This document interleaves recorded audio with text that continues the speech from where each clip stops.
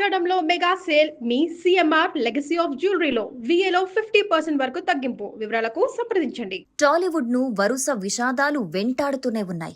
మొన్నటికి మొన్న విలక్షణ నటుడు కోటా శ్రీనివాసరావు మరణ వార్త మరువక ముందే హీరో రవితేజ తండ్రి కన్నుమూశారు. ఇక ఈ రెండు విషాదాలు మరువక ముందే తాజాగా నటుడు ఫిష్ వెంకట్ తుది శ్వాస విడిచారు. హైదరాబాద్లోని ఓ ప్రైవేట్ ఆసుపత్రిలో చికిత్స పొందుతూ ఆయన మరణించారు. ఈ విషయం తెలుసుకున్న ఆయన అభిమానులు, సినీ ప్రముఖులు సంతాపం తెలియజేస్తున్నారు. టాలీవుడ్లో ప్రముఖ హాస్య నటుడిగా చిన్న చిన్న విలన్ పాత్రలతో గుర్తింపు పొందిన ఫిష్ వెంకట్ గత కొంతకాలంగా అనారోగ్య సమస్యలతో బాధపడుతున్నారు. 53 వయస్సున్న ఆయన 2 కిడ్నీలు పాడవటంతో తీవ్ర అనారోగ్యానికి గురయ్యారు. దీంతో ఆయన గత కొన్ని నెలల నుంచి డయాలసిస్ చేయించుకుంటూ చికిత్స పొందుతున్నారు. ఈ మధ్య ఆయన ఆరోగ్య పరిస్థితి విషమించటంతో వైద్యులు వెంటిలేటర్పై చికిత్స అందించారు. ఇక శుక్రవారం రాత్రి ఆయన ఆరోగ్య పరిస్థితి మరింతగా క్షీణించటంతో వైద్యులు అనేక ప్రయత్నాలు చేశారు.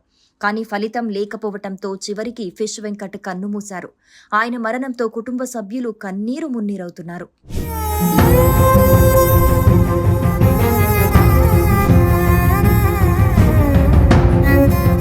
ఇక ఫిష్ వెంకట్ పూర్తి పేరు మంగిలంపల్లి వెంకట్.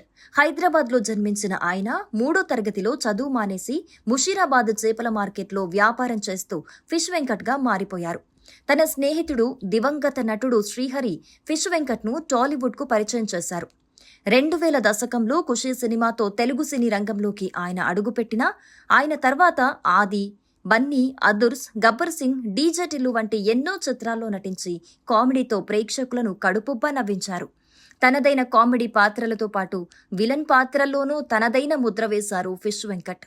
ఆయన నటించిన చివరి చిత్రాలు slum dog husband, Narakasura, coffee with a killer కూడా ప్రేక్షకులను బాగానే ఆకట్టుకున్నాయి. ఇక ఫిష్ వెంకట్ కు 2 భార్యలు, 3 కొడుకులు, ఓ కూతురు ఉన్నట్లుగా తెలుస్తోంది. భార్య సువర్ణ, కుమార్తె స్రవంతితో కలిసి హైదరాబాద్లో నివసిస్తున్నారు. ఆయన మరణంతో తెలుగు సినీ పరిశ్రమలో విషాద ఛాయలు అలుముకున్నాయి.